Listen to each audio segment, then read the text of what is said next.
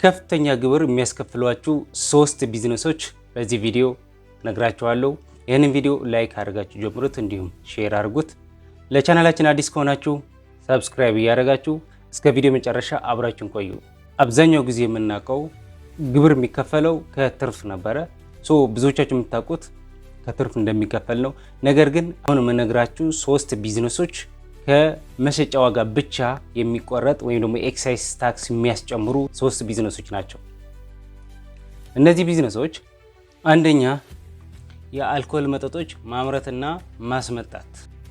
አልኮል አስመጪዎችና አልኮል አምራቾች ከኖርማል ታክስ እና ከቫት በተጨማሪ የኤክሳይዝ ታክስ እንዲከፍሉ ስለሚገደዱ ማለት ነው። ለምንድን ነው እነዚህ የአልኮል ወይም ደግሞ የአልኮል አስመጪዎችና የአልኮል አምራቾች ከፍተኛ ግብር የሚከፍሉበት ምክንያት ምንድን ነው? በብዛት አልኮል እንዳይመረት ወይም ደግሞ አልኮል ከተመረተም ኤክሳይዝ ታክስ ይከፍላሉ፣ ቫት ይከፍላሉ፣ እንዲሁም ኖርማል ግብር ይከፍላሉ። ይህንን ተደማምሮ የአልኮል መጠጦች ዋጋ ይጨምራል ማለት ነው።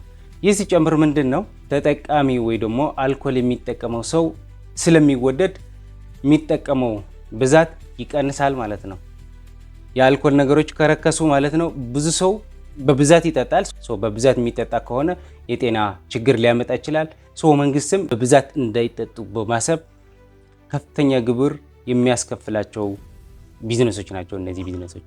ታዲያ የኤክሳይዝ ታክስ እንደምላችሁ የሚያስጨምረው በምንድን ነው? በመሸጫ ዋጋ ማለት ነው። የአንድ ፕሮዳክት በመሸጫ ዋጋ ላይ ነው ማለት ነው። ሁለተኛ የትንባሆና ወይም ደግሞ የሲጋራ ምርቶች ናቸው። እነዚህ ማስመጣትም ሆነ ማምረት በጣም ከፍተኛ ግብር ያስከፍላል። ለምንድን ነው? ይህንም የጤና እንከን ስላለው ሰዎቹ የሚወደድ ከሆነ የዚህ ተጠቃሚ ሰዎች ይቀንሳሉ። እንዲቀንሱ በማሰብ ነው። የሲጋራ ዋጋ ለምሳሌ ከተወደደ ቅድም እንዳልኳችሁ የሚወደድ ከሆነ ነገሮች የሚጠቀም ሰው ትንሽ ይቀንሳል ማለት ነው። ነገር ግን የሚረክስ ከሆነ እነዚህ ሱስ ስለሆኑ በተደጋጋሚ ሰዎች እነዚህ መጠቀም ስለሚያዘወትሩ ለሀገሪቷም ትልቅ የጤና ችግር ሊያመጣ ስለሚችል ወይም ደግሞ ለሀገሪቷ ዜጎች ትልቅ የጤና ችግር ስለሚያመጣ መንግስት ይህንን ነገር ከፍተኛ ግብር በማስከፈል ወይ እንዲያስገቡ ካስገቡም በከፍተኛ ግብር በማስከፈል የዜጎች ደህንነት ለመጠበቅ ይሞክራል ማለት ነው። ሶስተኛ እነዚህ የቅንጦት እቃዎች ማምረትና ማስመጣት ማለት ነው። ቅንጦት የሚባሉ ወይም ደግሞ ቅንጦት እቃዎች የሚባሉ ወይም ደግሞ ሌክዠሪ የምንላቸው በኢትዮጵያ ሕግ መሰረት ቅንጦት ተብለው የተመዘገቡ አሉ። በጣም ውድ የሆኑ ጌጣጌጦች፣ መኪኖች። አንድ ሰው አንድ መኪና ሁለተኛ መኪና ተጨምሮ የተሻለ የእግር መኪና ምናምን ሲያስመጣው ኢምፖርት ሲያደርግ ወይ ደግሞ ቢያመርት ራሱ ከፍተኛ ግብር ያስከፍለዋል ማለት ነው።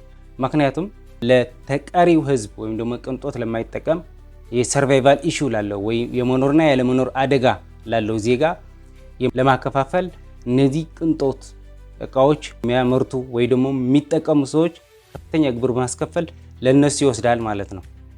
አጠር ባለመልኩ ኤክሳይዝ ታክስ ስለሚጨመርባቸው ነው እነዚህ ቢዝነሶች ከፍተኛ ግብር ያስከፍላል ያልናቸው። እንድትዘጋጁበት እንጂ አዋጭ አይደለም ለማለት አይደለም።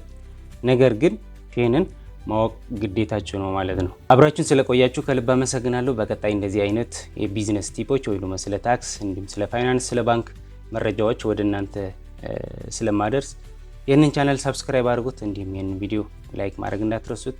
አመሰግናለሁ።